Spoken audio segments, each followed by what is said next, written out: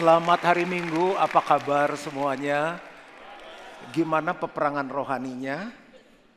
Banyak menang, banyak kalah, kalah menang. Bicara bagi kami, karena di luar Tuhan kami gak bisa buat apa-apa. Semua yang lapar dan haus akan firman Tuhan, firman-Mu berkata kami akan dipuaskan. Pulang kami akan puas secara rohani, kami pulang menjadi pelaku firman. Di dalam nama Yesus. Amin. Amin. Silakan duduk Bapak Ibu yang kasih oleh Tuhan. Kita lagi bahas tentang spiritual warfare atau peperangan rohani. Sebuah peperangan yang tanpa kita sadari sedang terjadi, terus terjadi sampai kita ketemu Tuhan.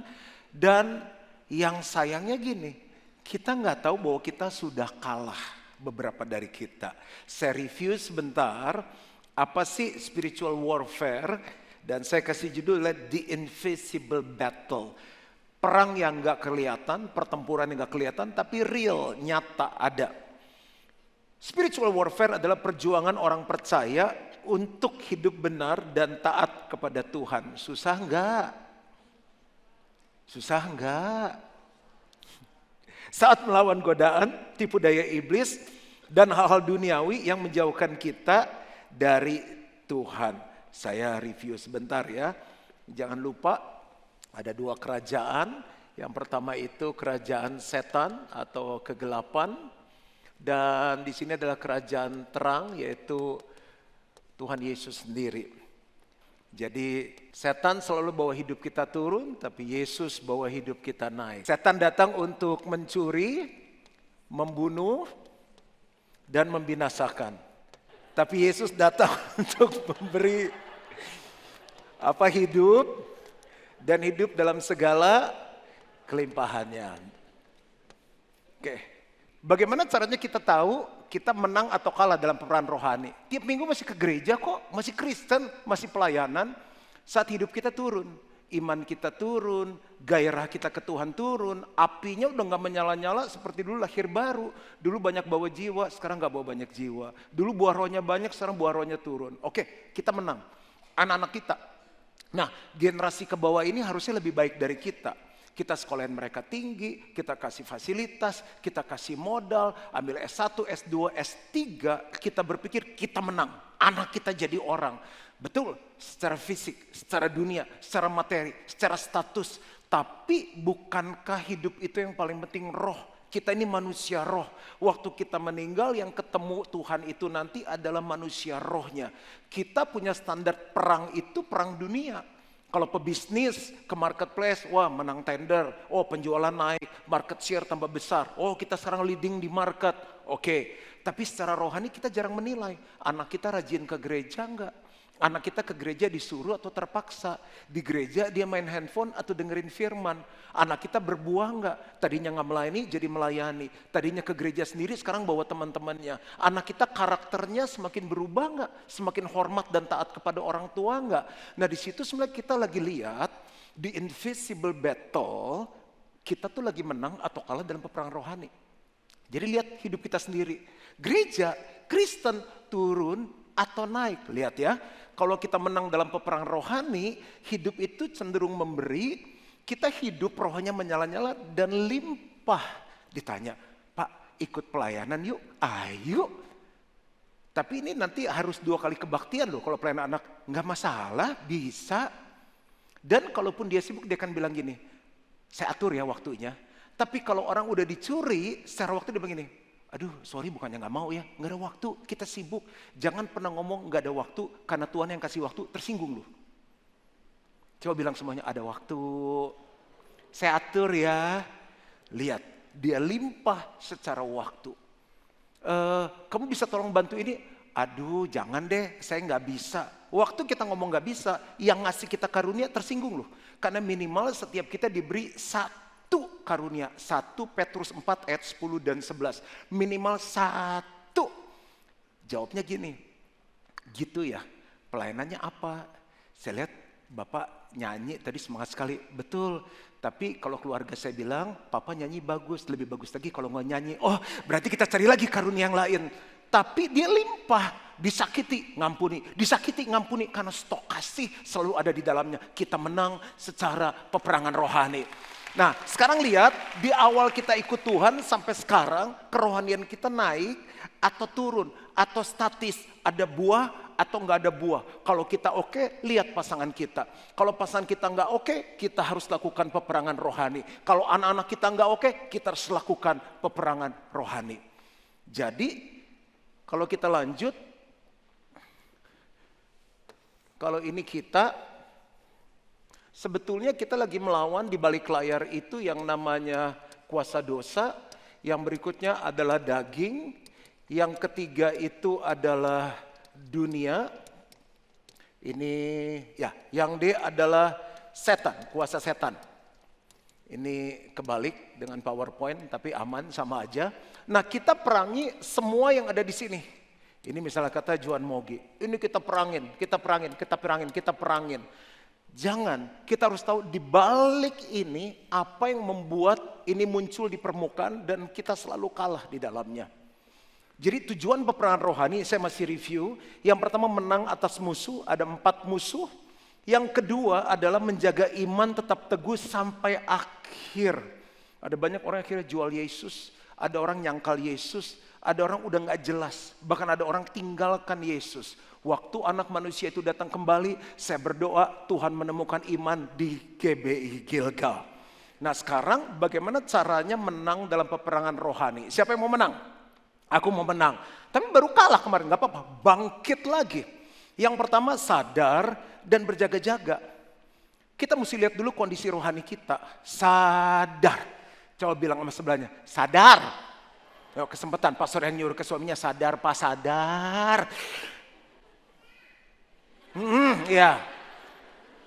Memang Yesus bilang harus seperti anak-anak. Dan berjaga-jaga. Kalau kita gak sadar, kita oke aja. Emang gue udah begini, udah nikmatin jadi orang Kristen. Dia gak sadar, dia lagi kalah. Hidupnya udah turun, imannya lagi dicuri. Kasihnya dicuri, apinya dicuri, pengurapannya dicuri, kekudusannya dicuri. Sadar. Lalu apa? Berjaga-jaga. Nih ilustrasi paling gampang berjaga-jaga waktu COVID. Waktu COVID kita gak pernah keluar tanpa memakai apa? Masker. Ada teman ini, lu COVID ya, jaga-jaga. Yang paling parah dikit-dikit itu beli alat apa tuh yang colok-colok hidung tuh. Sampai banyak banget, suka parno sendiri. Ngapain lu? Cek, siapa tahu ini cek terus. Itu berjaga-jaga namanya. 1 Petrus 5 ayat 8-9, sadarlah dan berjaga-jagalah. Lawan musuh iblis berjalan keliling sama seperti singa yang mengaum-ngaum. Dia keliling terus tuh. Dia lihat nih, kosong, beng, dia serang. Mencari orang yang dapat ditelannya, dia mau buat kita binasa. Lawanlah dia dengan iman yang teguh, sebab kamu tahu bahwa semua saudaramu di seluruh dunia menanggung penderitaan yang sama. Di kota banyak gangguan, saya mau pindah gunung aja, coba aja gak apa-apa. Tapi sama, di seluruh dunia ada peperangan rohani. Langkah yang pertama untuk sadar dan berjaga-jaga adalah gini, kenali medan. Nggak usah pergi ke Medan, ini maksudnya apa ya Medan tuh ya. Kenali Medan dan musuh kita. Bapak Ibu biasa suka kalahnya sama apa sih? Misalnya contoh ya, saya kasih contoh ya. Mabuk. Mabuk tuh pakai U atau O sih? Oh tuh udah percaya yang mabuk lah, udah O ya. Kan dia udah pengalaman, O. Mabuk, udah jangan protes. Cuma mau aja kita ribut kalah peperangan rohani. Biasanya kita mabok, kita yang mabokin orang atau kita dimabokin orang? Kita korban atau kita mengorbankan orang? Oke. Biasanya maboknya di mana? Kenali medan nih.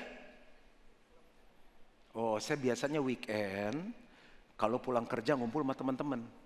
Nah, itu medannya. Saya biasa kalau lagi sendirian, saya karena nganggur, nggak banyak kerjaan, mabok. Kalau saya memang suka mabok, itu nanti treatmentnya lain lagi. Ini bagi yang mau menang loh. Kalau dia nggak mau menang, nggak bisa diapa-apain.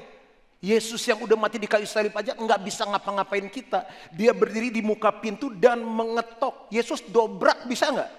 Yesus, dia tembus. Masuk nih, bisa. Tapi dia ketok, tandanya dia sopan. Mau menang atau tidak dalam peperangan rohani. Yang mau pasti menang. Jadi kalau udah gitu, hari Jumat jangan ngumpul sama teman-teman. Bro, sorry bro, gua nggak ngumpul. Kenapa? Enggak, mau family cell. Kan sopan. Enggak, kalian pemabok, saya nggak mau main sama kalian. Kita disalib saat itu juga. Jadi mesti punya strategi juga. Terus ya kan emang di rumah saya banyak koleksi. Bersihkan koleksi itu. Ganti dengan apa? Air mineral dan teh hijau.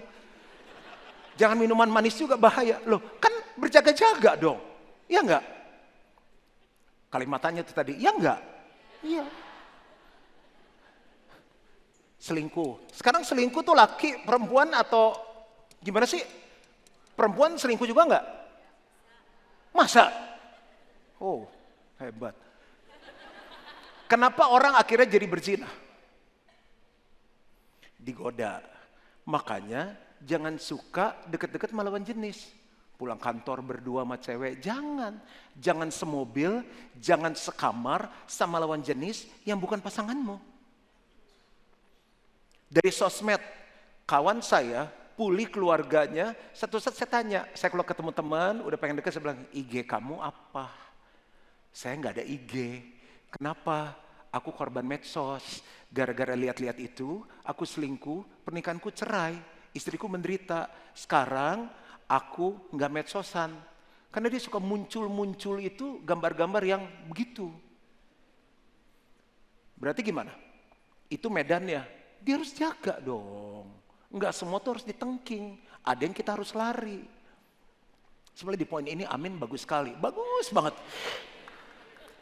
Oh, ibu-ibu belum contoh ya. Siapa yang kelemahannya di shopping sampai uangnya minus dan nggak punya duit, merusak anggaran? Nggak tahan denger apa yang namanya sale, 0% 12 kali, buy one get one free, cuci gudang. Satu saat pembantu saya tuh kan naruh handphone. Terus saya kan nggak boleh sebut merek, ada bunyi gitu. Saya bilang apa sih itu? Saya bilang berisik banget karena handphone saya silent terus. Istri saya bilang itu adalah salah satu apps yang mengingatkan lagi ada promo. Kenali medan kita. Kenali medan kita, kalau perlu bayar cash. Teman saya lagi bertobat gara-gara bangkrut, dia nggak pegang kartu kredit. Karena bahaya. Kalau area berbahaya kita mall, jangan ke mall. Ini Gilgal Center kan buka. Senin sampai Minggu sampai Senin lagi buka terus. Banyak kerjaan di sini. Ke mall kan, mau ngapain ke mall mah? Beli susu, pulang. Beli susu sama tas. Yang parah lagi susunya lupa. Aduh, tadi mau beli apa ya? Dia bawa tas. Nah, ini dijauhkan coba. Maaf yang pemilik mall, maaf ya. Ini khusus untuk yang perang rohani aja. Kebaktian ini sih enggak sadar dan berjaga-jaga. Contoh. Banyak laki-laki digayat kan sama wanita kan. Ya kan? Engkau-engkau ini kan sering terbang. Di pesawat aja ditawarin. Ada istilah ani-ani, ada istilah apa. Ada banyak orang yang mau mendekat. Karena bisa, udah tua sampai mau, jangan salah loh, fatheringnya itu. Kebapaannya. Makanya, kalau saya pergi, saya selalu didampingin orang. Malam ini saya berangkat, saya ajak 2 orang. Kenapa? Saya tahu medannya, saya harus berjaga-jaga. Strategi dong. Biaya berat, tapi ini yang penting menang. Mana ada perang tanpa biaya. Yang kedua, kenakanlah perlengkapan perang setiap hari. Enggak norak pastor, enggak nih ya. Ini dia dari minggu lalu nih di sini. Saya lupa kenalin namanya John. Hai John. Dia awet muda sekali dari Gilgal berdiri segini aja dia. Kalau kita mau ke tempat dingin kan? Kan nggak mungkin pakai kaos singlet. Suhunya berapa derajat? Kita cek medan dulu dong. Oh, 5 derajat. Ya udah, pakai shawl, tutup leher. Ini udah pakai turtleneck namanya. Terus, pakai coat. Celananya juga bahannya beda, musi wool. Lalu bisa pakai sepatu ini enggak? Bisa beku jarinya. Dia harus pakai boot. Pakai boot. Bersyukur kita hidup di negara 4 musim. Panas banget, hujan dan banjir. Jadi nggak perlu ribet seperti gitu. Saya kalau ketinggalan ini aja saya lihat nih, pastor segede gini masa nggak lihat saya datang ke gereja, kan saya tanya, iya masih setia ke gereja, ini cuma lihat kayak pala-pala gitu aja. Saya harus nggak tahu tuh minus atau plus, dia harus bawa kacamata, bisa salah tulis cek. Nah, terus kalau negara-negara yang silau, kota-kota silau kayak Bali, dia harus pakai ini nih. Weh, ada yang baunya 2 lagi, ya dong, baju hitam, baju coklat. Terus pala panas dong, muka rusak kan ibu-ibu perawatan mahal. Udah ada topi. Dia harus pakai deodoran. Iya dong. Ini penting nggak kalau mau keluar? Ketemu pacar, perlu. Ganteng sih, cuma mulutnya bau got, kan nggak bagus. Terus dia harus pakai sarung tangan, bener nggak? Ini kan kenakanlah seluruh perlengkapan kalau mau ke winter. Satu lagi jangan lupa, tabir surya, terjemahan Indonesia bagus banget. Sebenarnya sunscreen, tabir surya, ditaruh di sini.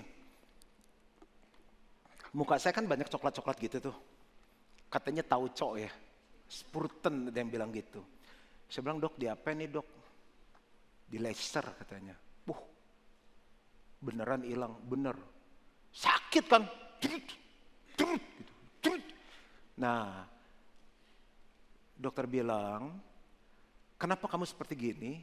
Karena kamu gak pernah pakai tabir surya. Saya lengket kan, itu buat berenang doang. Enggak, setiap hari pakai. Coba lihat muka saya sekarang, sisi samping. Sisi kanan, tabir surya. Tidak pernah, hari ini aku pakai loh. Kan saya bilang, dok saya cuma ke kantor. Loh, bapak naik apa? Mobil.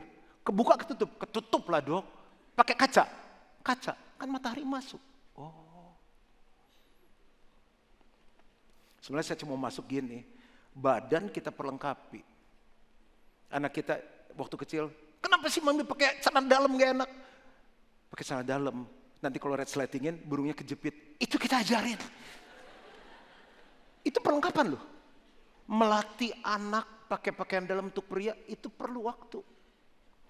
Efesus 6 ayat 13-18. Sebab itu ambillah seluruh perlengkapan senjata Allah. Mulai masuk kan? Supaya kamu dapat mengadakan perlawanan pada hari yang jahat itu dan tetap berdiri sesudah kamu menyelesaikan segala sesuatu. Jadi berdirilah tegap, berikat pinggangkan kebenaran dan berbaju sirahkan keadilan. Kalau mau menang, kebenaran mesti tinggal di sini. Kayak baju nempel, berbaju sirahkan keadilan. Dia bilang apa? Berikat pinggangkan kebenaran dan berbaju sirahkan keadilan. Artinya gini, kebenaran itu nempel di kita. Jadi begitu ngadapin gangguan, nggak bisa. Firman Tuhan ngomong seperti ini.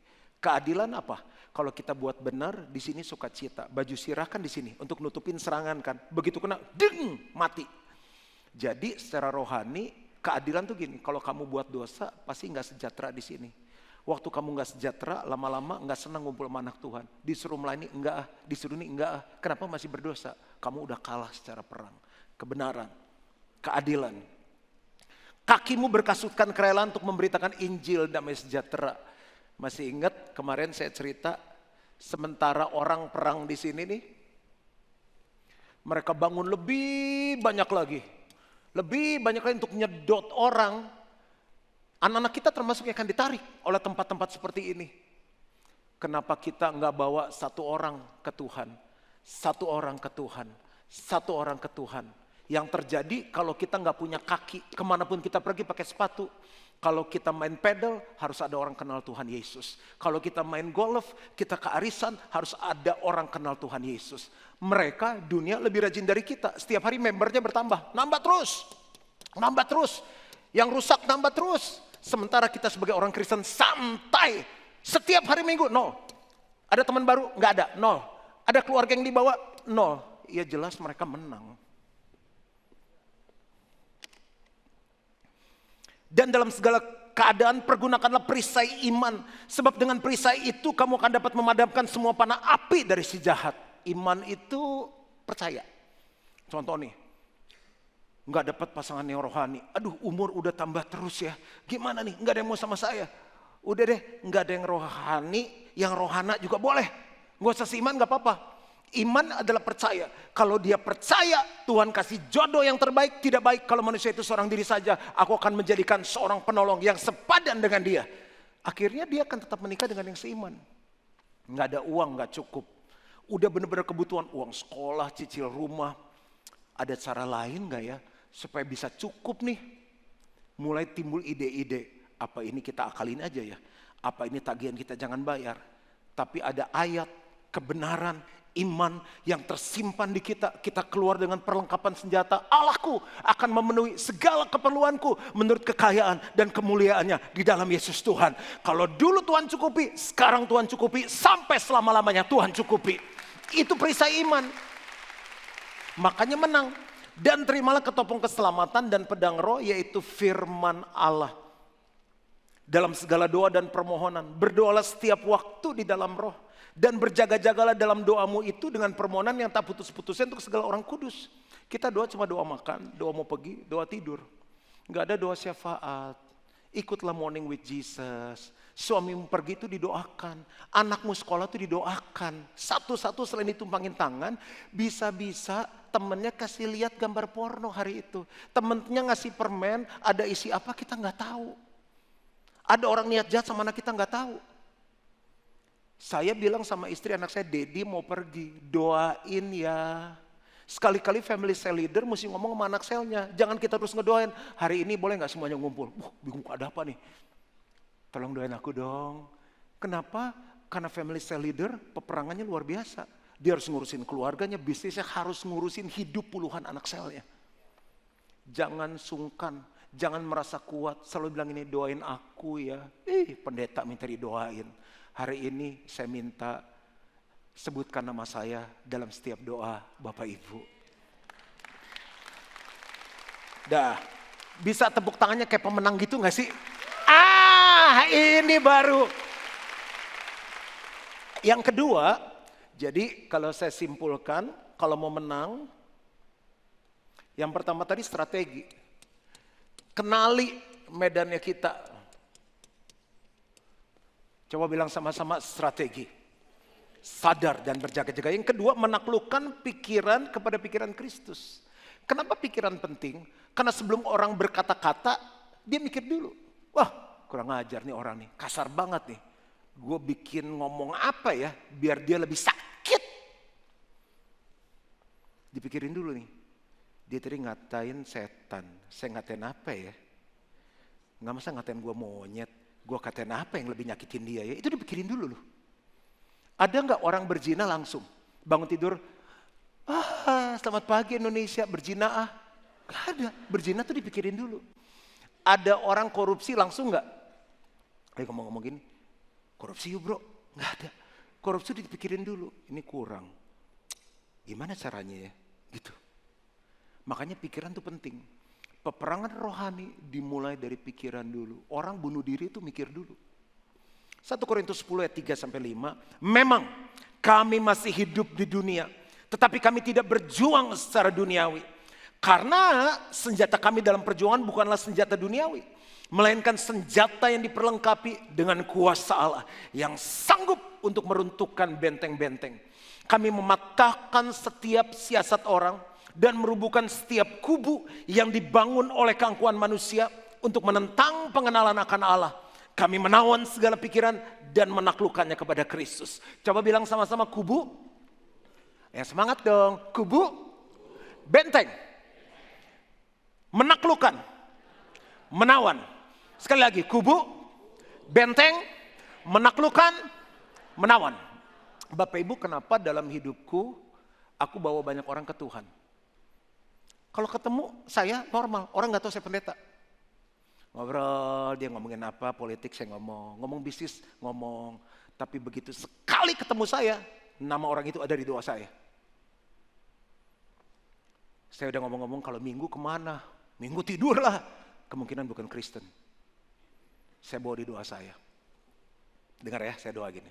Tuhan, aku berdoa untuk si A, setiap kubu, setiap benteng yang dibangun untuk menolak pengenalan akan Tuhan, menentang, aku tawan, aku taklukkan, aku rubuhkan di dalam nama Yesus. Itu kubunya lama-lama gini. Pernah main game itu tuh? Yang tiba-tiba pahlawannya menang? Udah lama-kelamaan saya bilang nih hatinya mulai lembut nih. Saya mulai cerita tentang kebenaran. Terima Yesus. Kemarin ada salah satu kontraktor lagi deal bisnis sama kita. Saya lagi ngomong, tiba-tiba saya pengen masuk tentang firman ya. Selesai dia bilang gini, bisa ngopi bareng gak? Bisa saya bilang. Kemarin hari Jumat saya ngopi bareng di tempat yang rame di kafe. Saya cerita kebenaran. Saya bilang, kamu mau terima Yesus gak? Mau banget. Terima Yesus, ikut New Life nanti tanggal 6. Setiap saya ketemu orang gak tahu saya pendeta. Tapi saya mulai bawa namanya, saya doain. Nah, suami kita jangan dilawan. Apa? Ribut. Dia ngomong apa aja, diam aja. Udah pas dia ke kantor, aku menawan, merubuhkan setiap benteng kubu yang dibangun. Sehingga dia tidak bisa menjadi orang yang murah hati. Pelit. Yang tidak mau mengenal Tuhan. Anak-anak kita kan suka kurang ajar, suka ngelawan kan. Berontak, gak mau ke gereja, gak mau gini. Diemin aja. Karena kalau kita terusin, kita gas, dia gas. Anak sekarang no play. Bisa dia lebih pintar dari kita. Tenang aja. Masuk kamar, berlutut, mau doa puasa, air mata keluar, Tuhan. Aku berdoa untuk anakku Tuhan. Setiap benteng yang dibangun untuk menentang pengenalan akan Tuhan. Yang membuat dia sekarang jadi duniawi. Enggak cinta Tuhan. Aku tawan, aku taklukkan, aku rubuhkan di dalam nama Yesus. Kemenangan di alam roh, kemenangan di alam jasmani. Capek pakai mulut, orang lebih pintar dari kita. Itu namanya peperangan rohani, bukan jasmani. Nah, pastor, masalahnya orangnya kita. Nah, aku patahkan. Siap. Dia yang bangun kubu sendiri, dia setannya. Nah udah, saya kasih caranya. Ini yang pertama kalau orang lain kan. Jadi setan bingung, lu ngusir diri lu sendiri katanya. Dia yang setan, nah udah gini. Bapak Ibu dengar firman, baca firman seminggu berapa kali? Udah gak dijawab, saya udah tahu lah. Anggap cuma hari Minggu ya 30 menit. Berarti 6 kali 24 jam plus 23 jam 30 menit dengerin apa coba? Pandangan dunia. Pandangan orang berdosa. Oh kita mesti gini nih, time is money nih. Kita gak bisa, kalau kita gak injek orang, kita diinjek orang. Sebelum dia makan kita makan dia, kita dengar segala macam. Wah harus begini nih, gini. Udah, kita lupa. Ujung hidup kita, masa depan kita di tangan Tuhan. Yang makin naik nih bentengnya nih. Wow aku hebat, aku bisa. Temanku bilang gini nih, si profesor ini bilang gini nih. Ini konglomerat ngomong begini, bentengnya tambah tinggi. Sementara dengar firman Tuhan cuma hari Minggu 30 menit. Itu pun kalau gak tidur, kebaktian lain maksudnya. Segini nih, sembari kebaktian masih, lu udah booking belum? Jam 12 kita makan lu, lu buruan tag dulu ya tempat ya. Nanti pokoknya begitu doa berkat, sudah duduk, lu kabur dulu. Masih sempat WhatsApp, booking restoran, itu firman udah hilang 30%.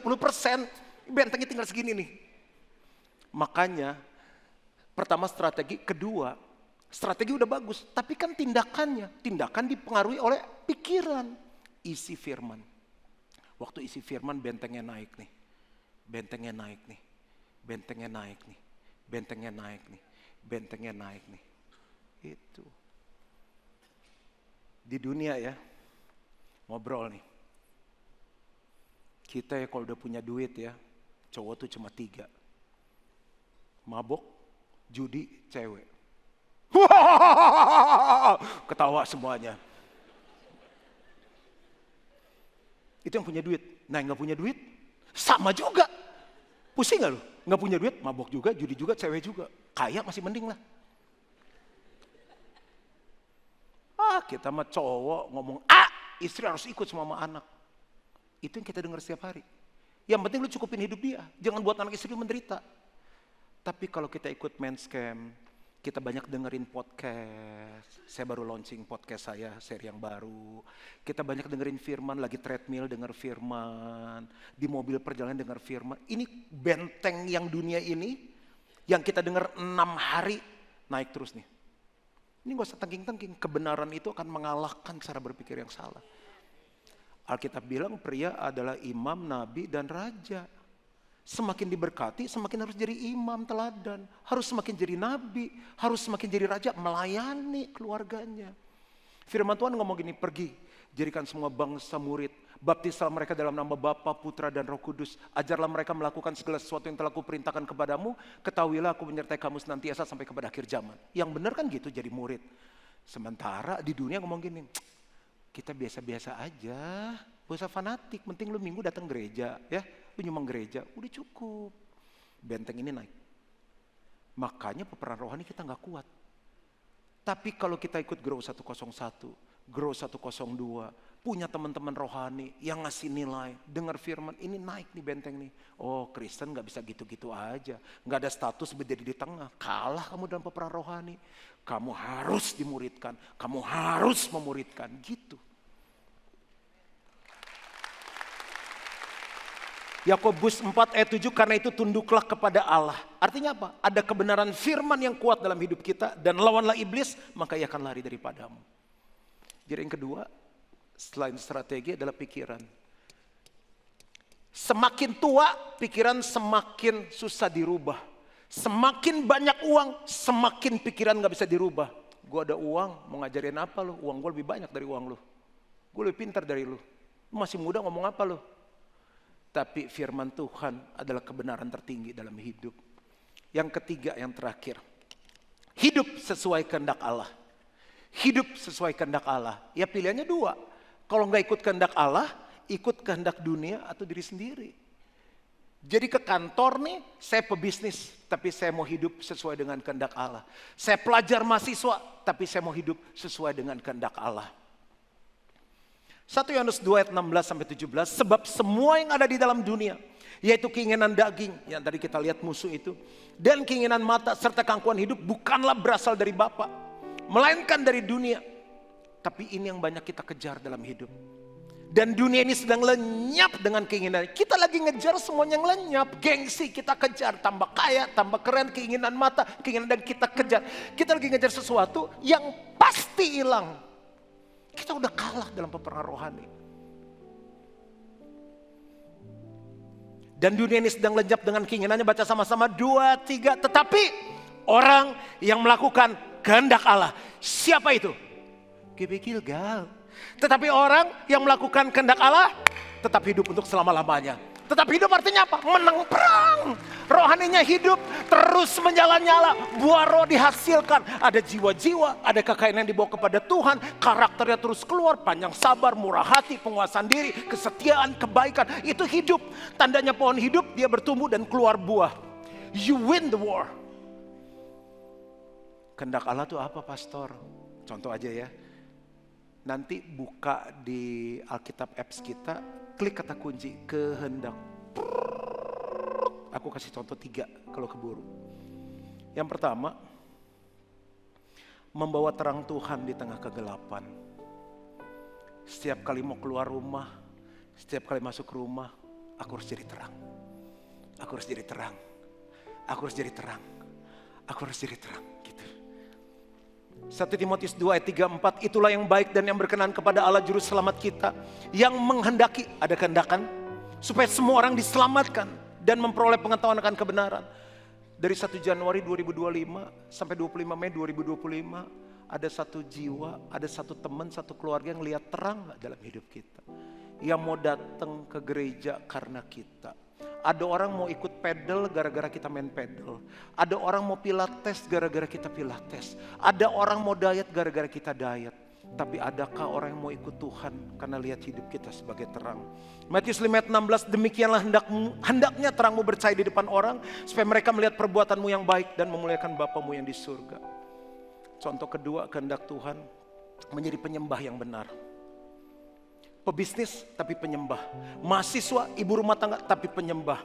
Yohanes 4 ayat 2-3, tetapi saatnya akan datang dan sudah tiba sekarang bahwa penyembah benar akan menyembah Bapa dalam roh dan kebenaran. Sebab Bapa menghendaki penyembah-penyembah demikian. Ada kata kehendak. Ini kunci G ya. Misalnya ya, kita banyakin nyembah Tuhan kan. Daud aja 7 kali dalam sehari menyembah Tuhan. Karena dia tahu ini peperangan rohani. Tiga kan? Ku yakin Kau hadir di sini. Ku rasakan kuasa yang tak terbatas. Ku yakin Kau nyata di sini. Kemenangan terjadi di sini. Nggak mungkin habis itu kata telepon, bro mabok yuk. Nggak bisa keluar itu kata. Bro cari cewek yuk. Orang hidupnya penyembahan kok. Masalah dengan orang Kristen, mereka hanya menyembah Tuhan setiap hari Minggu. Guys, penyembah itu udah gaya hidup. Kalau main judi sekali, tapi penjudi hidupnya penuh judi. Pemabok hidupnya penuh dengan mabuk. Minum gak apa-apa, tapi kalau minum terus. Nah, kita suka menyembah Tuhan, belum penyembah. Cuma hari Minggu doang. Iyalah masa datang langsung khotbah ya, nyanyi-nyanyi dulu dong biar hot. Tapi penyembah tiada hari tanpa menyembah Tuhan. Menanglah. Karena saat kita menyembah kita dekat sama Tuhan. Saat kita menyembah kita serupa dengan Tuhan. Kita dipenuhi dengan atmosfer ilahi. Nggak mungkin. Tapi aku suka tuh lagi, aku yakin. Tiba-tiba gambar bikini lewat. Nggak apa-apa. Kita nggak bisa cegah burung terbang di atas kepala kita. Namanya juga burung. Kalau di air, ikan. Nah, tapi kita bisa cegah burung nomplok di atas kepala kita dan di kepala kita. Pasti gangguan ada, tapi sembah. Semakin diganggu, nyembah. Semakin diganggu, nyembah. Pasti menang. C, yang terakhir. Hidup dalam kekudusan. 1 Tesalonika 4 ayat 3. Karena inilah kehendak Allah. Ada kata kehendak. Jadi, hidupi kehendak Tuhan. Strategi, pikirkan, hidupi kehendak Tuhan. Kalau nggak hidupi kehendak Tuhan, kita pasti hidupi kehendak dunia. Dan dunia ini sedang lenyap dengan segala keinginannya. Kita baca sama-sama ayat terakhir. 2, 3. Karena inilah kehendak Allah. Pengudusanmu. Yaitu supaya kamu menjauhi percabulan. Kudus punya arti gini. Dipisahkan untuk perbuatan baik. Piring kotor nggak mungkin kita pakai makan. Piring bekas lu. Gue pinjem dong. Buat apa? Buat makan. Gak mungkin, harus bersih dulu. Tuhan mau pakai kita saat kita bersih. Kudus punya arti salah satunya dipisahkan. Gimana mau sembuh dari judi kalau mainnya sama penjudi? Gimana mau sembuh dari mabok kalau mainnya sama pemabok? Mau sembuh dari gosip kalau mainnya sama penggosip? Bro ngumpul. Aduh malam ini saya enggak ya. Jangan bilang ya soalnya aku dipisahkan. Kamu kan kudis, kita kudus. Jangan digampar kita. Enggak, soalnya aku mau grow 101. Soalnya aku mau family cell. Kan bisa. Dipisahkan. Kalau enggak pisah, enggak mungkin bisa. Nah ini enggak pisah malah nyamperin. Gimana mau menang? Doa saya, supaya GBI Gilgal menang dalam peperangan rohani. Amin. Ku yakin Kau hadir di sini. Yang memenang sembah Tuhan sama-sama. Thank you Jesus. Sika raba sete. Kia paraba sontoro ya raba serebe ya raba. Amin. Katakan kemenangan terjadi di sini. Yo, yang memenang sama-sama. Let's worship the Lord. Come on church. Ku yakin Kau hadir di sini. Ku rasakan kuasa yang tak terbatas. Ku yakin Kau nyata di sini. Yang memenang sama-sama katakan Kemenangan terjadi di sini. kemenangan. Kemenangan terjadi di sini. One more time, come on church. Kemenangan terjadi di sini.